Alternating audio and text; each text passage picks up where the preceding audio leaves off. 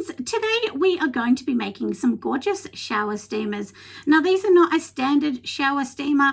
We are going to be making some beautiful ones with some purple Brazilian clay. I've also got some French pink clay in these ones, so no micas. These ones are totally natural. I'm going to keep them really earthy and just absolutely gorgeous. So they are going to be a mix of lavender and jasmine, so they're going to be absolutely beautiful, and I'm going to put a tiny bit of tea tree in them as well, and they're just going to be really lovely. It's a beautiful mix of essential oils. So I have all of it in my container here, so I'm going to show you what I'm doing, and let's get making.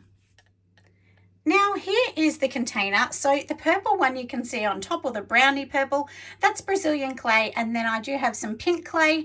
I also have some cream of tartar, some bicarb, and lots of other stuff, but I will give you the recipe as we go along. I'll tell you what is actually in here. So let's go and start to put this on the KitchenAid and get it working. Now, before we get everything else ready and start this, I thought I'd show you a couple things. So in here, I have my citric acid. So I have 450 grams of citric acid. Now, remember, if you use a lot of citric acid in this, what actually is going to happen is the shower steamer will just go too fast. It will fizz super fast, and we want to slow that down. So that's why I have put a lot less. I usually use anything from 25 to 35% citric acid to the full to the recipe. So anyway, like I said, 450 grams in there, and then of course in here you can see the clays. So now this is a bit of a bigger mix. So I have 1.5 kilos of bicarb in here. I have 2 tablespoons of Brazilian clay, 1 tablespoon of my pink clay, so and then 2 tablespoons of kaolin clay, but you could literally just add 3 of kaolin clay if you want. The clays are going to really help this as well. They're going to help keep it hard, and if you don't use things like that, you need to use other things. Now I also do have a cream of tartar in here. I have 3 heaped tablespoons of that, and I have 4 heaped tablespoons of cornstarch, because that is going to slow the process down of the fizzing, which is what we want to just make it last longer. And then of course I'm sifting it through, and in here is my bicarb. So we're just going to give this a bit of a shake, and for here, you know, I just want to make sure that it's all going through here. Now the reason that we're going to make it go through here is it's definitely going to help it with lumps and bumps, and I don't want all these lumps and bumps everywhere. So let's just do that. And in the top here, I don't know whether you can see those little bits. If I left those in there, they would leave really horrible bumps on my shower steamers. Now, if I say bath bums during this recipe, I'm sorry, it is not a bath bum, it's a shower steamer, but I'm sure you'll all forgive me for that. So it's all ready here. So let's just go over, pop it on the KitchenAid, and I'll show you what I'm up to next. All right, everyone, so we have everything ready here. So everything is inside the KitchenAid. Now inside here, I do have some witch hazel. So with this recipe, you can use up to 14 sprays, but I'm only going to use 5 or 6 at the start, and it's really just to moisten it a little bit. 3, 4, 5, 6.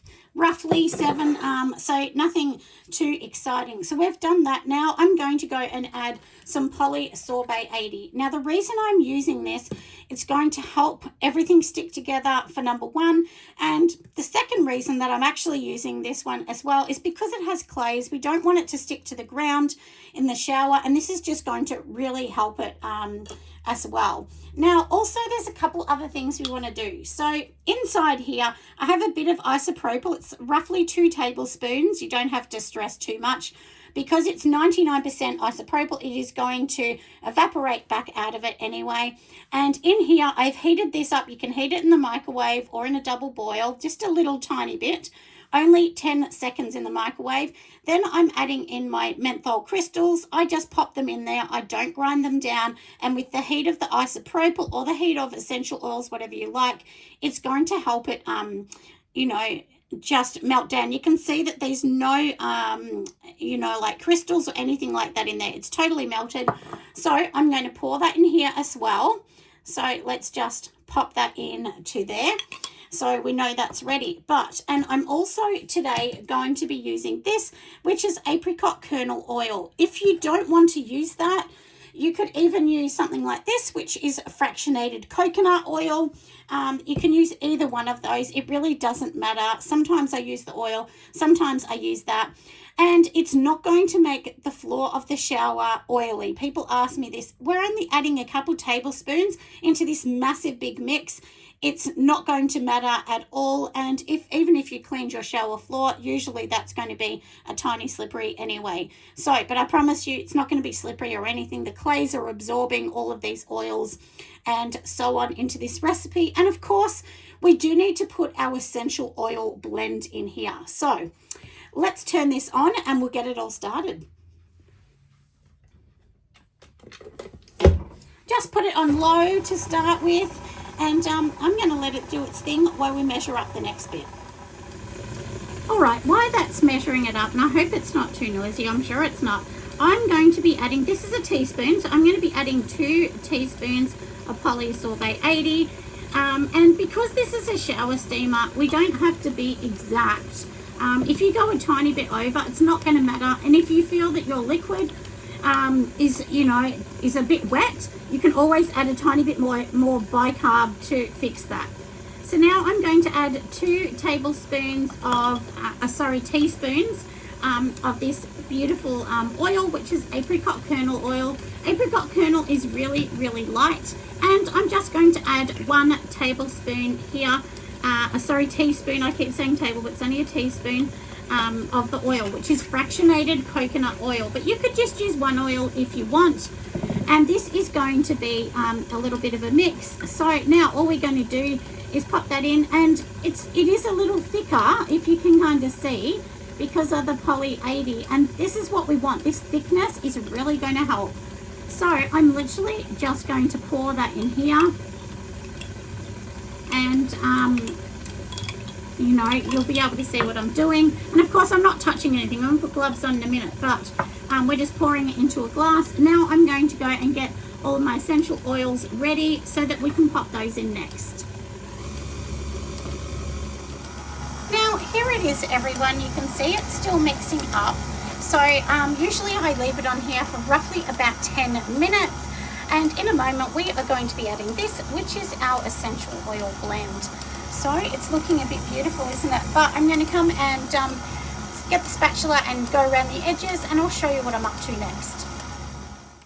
So you can see, everyone, I have just taken this off, and you can see this all sitting here. It is definitely not at the right amount yet, but of course we haven't added everything in. So I'm going to just scrape around the edge here, and then what we're going to do is pour in our oils, and then we're going to keep it going again. And of course the citric acid will need to be added in at the end. So let me just get a few things organized, and we'll get going.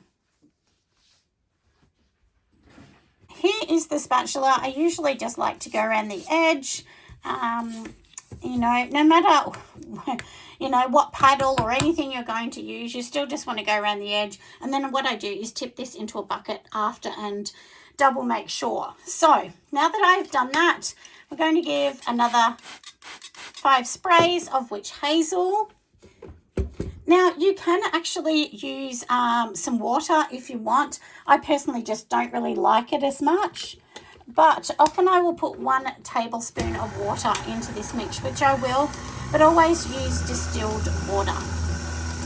So now in goes the essential oil blend that I just did. So I'm going to pop that in. So I'm using 50 grams of lavender, of English lavender. Then I'm also using 5 grams of tea tree. What else am I using? 15 grams of jasmine. So, and it's not like, usually you'd only use 1% or less of these, but this is a shower steamer. It's totally different. It's not going on your skin. If this was a bath bomb, please don't put these amounts in. You need to do more research for that. But this is looking beautiful, isn't it? Now that this is going, I'm actually going to slowly add in my citric acid because I want that in. And remember, I said there's 450 grams. So just slowly, we're going to pour this in. And there you go. And I'm going to take this out after, as I did say before, to, just double check everything, and I'll mix it back into the other bowl just to make sure it's good. So I'm going to give this a mix for 2 minutes and I'll bring you back. All right, everybody, we are ready. So now I've got my little bowl here, and I'm just going to tip everything in this one. And you may think, well, why can't I just use, the container that was on the KitchenAid? Like, yes, you could use it, but I like to just go past everything and just doubly check that it's all mixed in. It's feeling beautiful. And if you hold it in your hand, see how it goes straight into a clump? That way we know it's going to hold its shape pretty well. Now, also make sure that you are thinking about your humidity. If your humidity is not good, there's going to be a problem, isn't there? I'm just shaking the leftovers that I had on the board because that's where I'm going to press them. Now, today we are going to be using one of these. So this is from Lee Molds. This is called a tablet mold. It's a little bit different to the other one. But my new shower steamers are going to be a bit bigger. They're going to be a large size. And now what I do is I'm going to put this onto the scale. And then each time I press or take an amount out, it's going to subtract it away from this. Now, hopefully that makes sense. So you can put it on there and just tear the scale out. And then each time, if you're worried that you'll make a mistake, just tear it out. So inside here, we have two. So we want to use this mold. So it comes with the shaft, and then it comes with the first end, and then it comes with the fat end. And this is the pushing end. So we're going to just simply pop it in here. And now what we're going to do is I'm actually going to just take a small amount out, and usually I just get a spoon or a little cup thing or something. So I'll get something and then we will be able to pop it straight in here. All right, so we've got this, which is like 1/3 of a cup or something, and I'm just going to hold it over my scale, and I want these to be 65 grams. So I'm going to make sure that they're about 70 on here, because, they're going to lose a little bit of weight. So just put the lid on. You could push this with your hand. I personally don't, because it hurts your hands. I actually use a hand press, which is from the Express company. If you're in Australia, just go to Bath Bomb World. They actually import them and sell them. They're roughly about $160 to $180 each. I'm not sure what they are now because I've had mine for about 3 years, I think. And this is what it looks like. And basically you hold the handle and just press that up, and then this piece here just presses down on the thing. So I'll show you which is backwards for me, but if we're just putting it in here, and then you just, you just hold it in there, and then you're just literally going to push this, and this handle is going to push this down on top of the mold. And I'm going to turn it towards me now so I can see. And the thing that is really good is shower steamers and bath bombs want to be compacted. That's what keeps them, keeps their shape. Now, you can do a little tap like this on the bench if you want. I generally don't, because my mixture makes it come out smooth. And this is what it's going to look like. We'll take the top off, fingers crossed. And you can see it's perfect. And I should be able to take it off with my hands, which I can, and I'm holding it like that because it's hard enough, and I'm going to put it straight on the tray. And I promised to show you when I've actually finished taking it off the tray, but I thought while we're doing this, maybe, and I've got to tear this silly scale out because it doesn't love it when it's got a heavy bucket on the top. Now, this will take you a bit of time, so in your mix, you may have to kind of mix it here and there just to make sure it's going to be good. We want to make sure that this is going to be right. And like I said, if you're trying to get it to be 60, just add maybe 63 or something.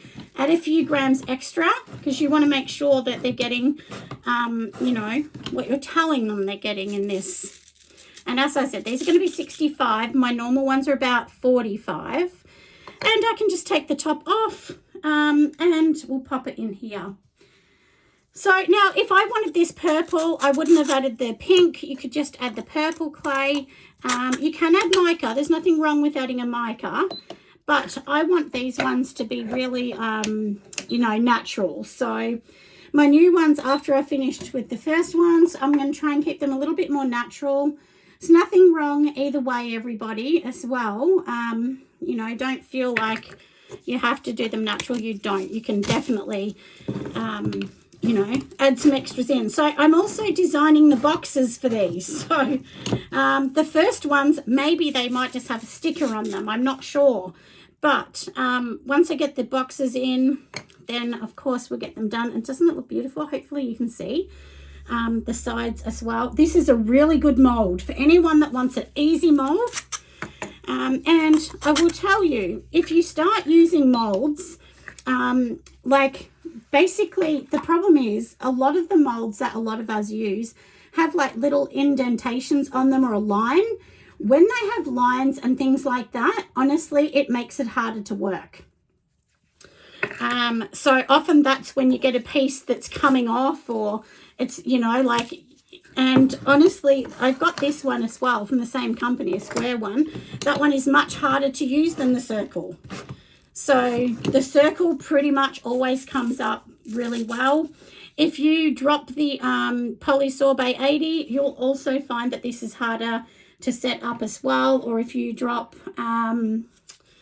cream of tartar, because they're all going to help, you know, they're all helping it stick together and do the right thing, isn't it? And sometimes in between, you may have to just wipe the outside if it gets stuck, because it will be like a sandy kind of residue on here. And I'm just going to pop this bit in here. And I've got to make sure I'm doing this the right amount, which that's right. Put the lid on. And I'm going to keep going. So I will bring you back and show you all about, you know, how I do these. And then I'll take you in the shop and show you some that I've already done so you can see how I wrap them up in the end.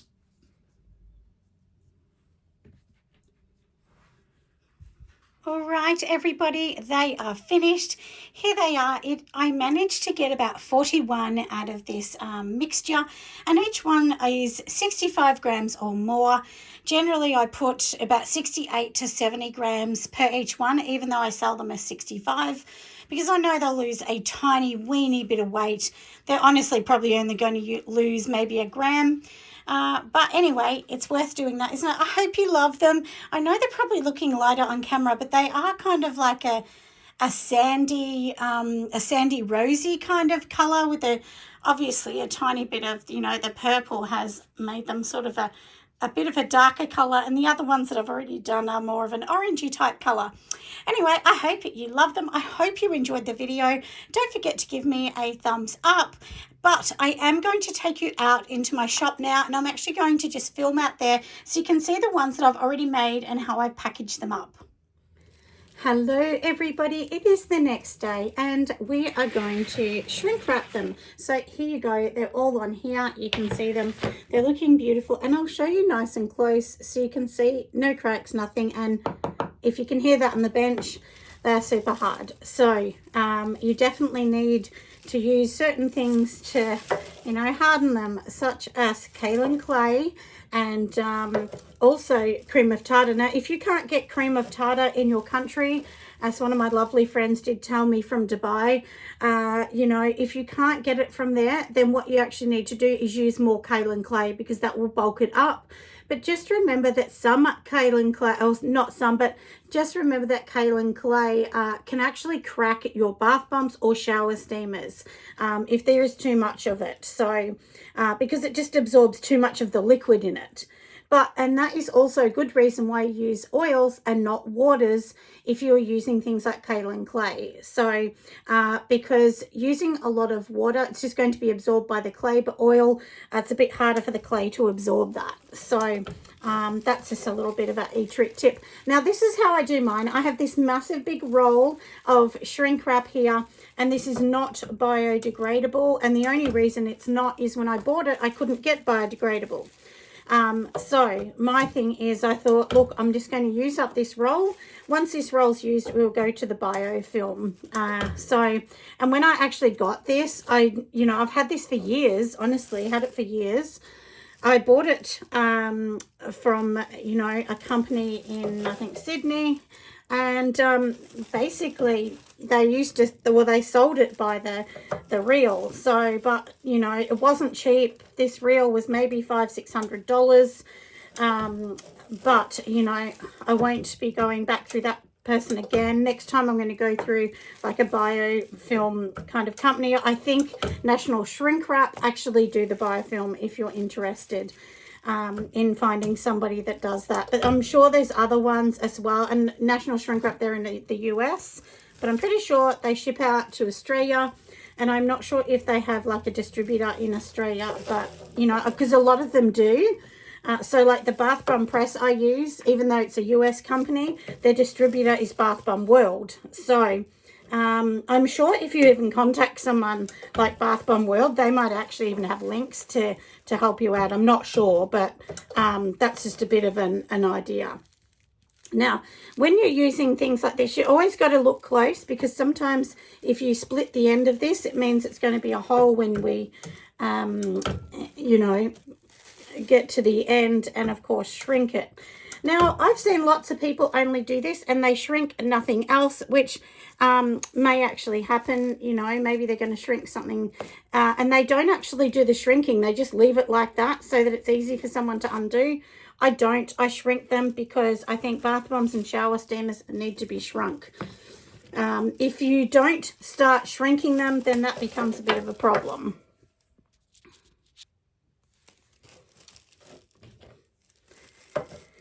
So anyway, that's what I'm doing today, and I hope that this has been a really good thing just to show you this. And I'm sorry if, because I'm recording this now on my phone, and I've had one of my daughters trying to ring me from high school, so which I guarantee she's ringing me to ask her to give her some money to buy lunch, but she has her lunch. So anyway, it might do a few little clicks at the end of this, you know, because often when somebody rings and you're filming, because I film on an iPhone, what actually happens is sometimes it goes click, click, click, you know, and it's sort of like them ringing if I don't answer and I just let it go. So anyway, I will text her back after, even though she's not meant to use her phone at school. Anyway, that's it for today, but I will bring you back when I shrink wrap it. Hello, we are back, everybody. So here are all of the shower steamers in the little bags, and now I do have my trusty heat gun. This is just one from a hardware store. I think it was like $50, maybe something like that anyway. And all I'm going to do is just put it on low and then just go over it. Now don't hold it close. Like if you hold it close like this, you'll literally burn the bag and it will pop. So you need to give it a bit of distance. I would say about 25 centimeters away, and then just very gently do it and turn them over. So let's get started and I'll show you how I do this.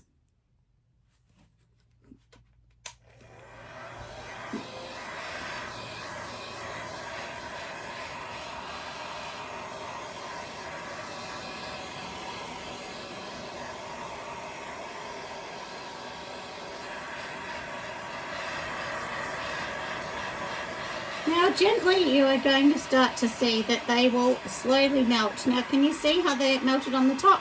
And then you'll just flip that one around, just go around the edge. This is generally what I do, and then I'm going to move this one away to do the ones that are under it. And you know, don't sort of get too finicky about it. Basically that's what it's going to look like. And you can see around the edge. So if you want to do that, you can like press it on the bench. So if you sort of press it like this, it will press any of the outside bits down. Look, I don't really worry too much about that because you don't want it to be too annoying for customers. You honestly want the customer to be able to easily peel that off. And because you can see that I'm holding it in my hand, now I would never suggest to do that, but because I haven't got this heat gun on high, it's not like I'm not holding it close to my hand. It's not going to burn my hand or anything. You can see that I can clearly hold it like that. It's just warm like a hairdryer. But if you put it on high or you put it close to your hand, of course it will burn your hand. So you've got to be careful. And like you can see, I'm just going to take them off, and then you can just turn them around from the tray. And like I said, just go around the edge if you want to. But as I said, once again, don't get too close because you will burn your hand. So please Be careful. I don't want anyone blaming me because they burnt their hand. Anyway, but I hope this has been helpful for you. And as I did say earlier, do remember that sometimes some molds are going to work better than others. So if you've got a mold that's not working, you need to ditch that. Years ago, I actually bought a mold from Cater, and it was a little boat, and I loved it. It was a bath bomb mold. It was a boat. It was so cute, and I think at the time, maybe, I don't know, maybe Lush had a boat as well. Not that I sold, you know, I was doing the same thing as them or anything, but I just thought the boat was cute. Anyway, I bought this particular boat, and I'll tell you what, I did so many, dozens and dozens and dozens of goes of the boat, and they just never came out perfect. There was always something missing on the boat, and I just think there was too many bits and pieces in that mold, and it just kept getting stuck. It was just too fine. So if you can find a mold like this one that's quite flat and just easy, keep to the mold that's easy. This one is even much easier than the square mold that I have. You know, honestly, it really is. It just it's just a really good, like I said, a really good, you know, mold to use. So I'm going to just keep going with this one. And I hope you have really enjoyed this process, my friends, because I thought it's been quite fun. And I do enjoy making shower steamers. The only thing is they're messy things sometimes. And you can see I'm just like literally doing these and then I'm moving them over. But you can put a sticker on these if you want. Generally I don't, because these are going in a box. But if they weren't going in a box, just put the sticker on the top. And that's the thing too, having a flat thing like this is really, really easy for you to be able to put a sticker on. Now, the only thing you might want to put on, maybe you want to put on your warning sticker or ingredients list, just in case the box ever got lost. And, you know, maybe you even want to write something like, this is a shower steamer, not a bath bomb, do not use in the bath. Just to protect yourself, because you don't want someone to say, oh, well, I lost the box and couldn't remember and I used it as a bath bomb and now I'm all irritated. Because you'll be amazed what people will do. They sometimes don't listen to all the rules and that you're trying to give them to protect them. So that's something you can do. I mean, if you have a Melbourne machine like me, it uses what does it use? The thermal printing, so that doesn't even cost money in ink. It's pretty cheap, especially like 10 or 20 cents a sticker, and maybe something like that would be a good idea, like I said, just to put on these, just to kind of you know, be able to say exactly what it is. So anyway, these are all done. There is 41 in total from my recipe that we did yesterday. So I'm going to go and put these in my shop on the shelf now. I was going to take you in there to show you the other ones we've already done, but I mean, you can see them here. We did them today, didn't we? I wasn't going to do this, but I thought maybe you'd like to see the full process. Anyway, so these little darlings are done, and they are ready to go off into their boxes when I get them. I've still got a couple more boxes to go, so I do have another one that's a beautiful wintergreen and pine.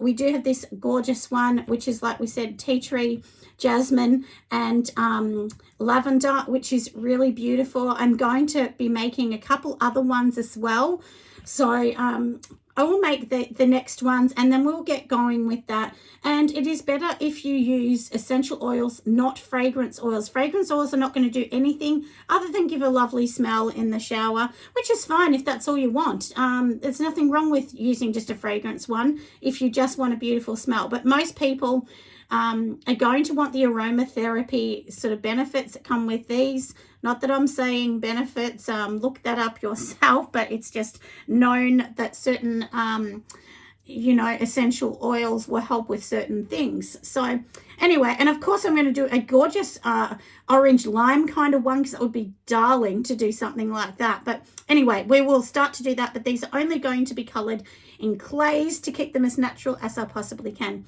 I hope you've enjoyed it, my friends. Like I said, make sure you give me a thumbs up, and I will see you darlings on the next video.